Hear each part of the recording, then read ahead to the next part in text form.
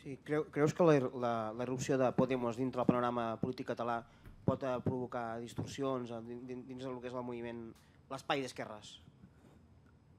Home, dins el que és l'espai d'esquerra, no ho sé, d'afinar tant no, o sigui, tant no ho sé, disrupcions en provocarà, bueno, de fet les properes eleccions seran una disrupció en si mateixes, tant aquí com a nivell de l'Estat, és a dir, 2015 és l'any en què per la via electoral, i ja no només per la via de la mobilització de les places o els carrers, per la via electoral, per la traducció electoral d'aquestes mobilitzacions, s'alterarà com mai s'havia alterat el panorama institucional, és a dir, de representació política. Ho farà a Catalunya i ho farà a l'estat espanyol.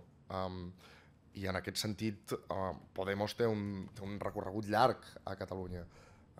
El que no tenia sentit és que alguns partits ara presents al Parlament d'abstracció social alta representessin a població indignada d'abstracció social baixa, i Podemos segurament alterarà la presència de determinats partits en aquest Parlament. No sé si específicament a l'esquerra, hauríem de parlar també de quins s'ubiquen a l'esquerra parlamentària i quins a la dreta parlamentària, aquí poder no ens posaríem d'acord, però el que és obvi és que Podemos té recorregut a Catalunya i en té més del que li donen les enquestes.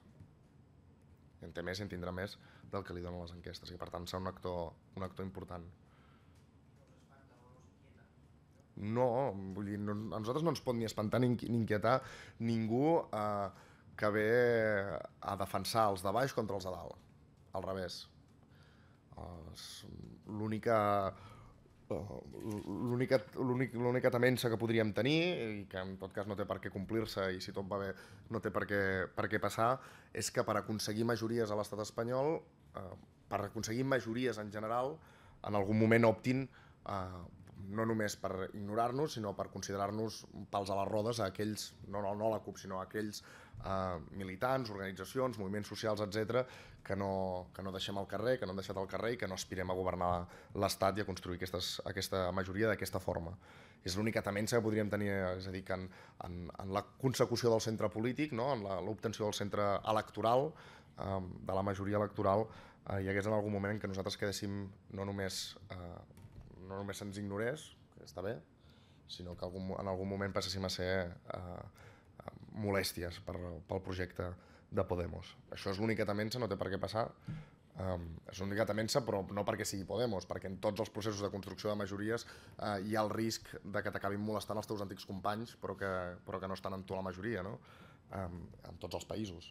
I per tant és l'única temença, però que irrompi a Catalunya Podemos, que rearticuli una representació ara mateix inexistent i en creï i representi un projecte que el que aspira és acabar amb la màfia, acabar amb l'oligarquia i en posar el poder al servei de la gent, a nosaltres òbviament ni ens ha de fer patir ni tot el contrari, o al revés, tot el contrari. Heu tingut aquesta sensació el cap de setmana quan el Pablo Iglesias va tirar aquell dac enverinat a... Bueno, segurament va ser una frase desafortunada. Bueno. L'ha escrit en dit, Sí. Per tant, bueno, desafortunada no que la digués, sinó que l'escrivís.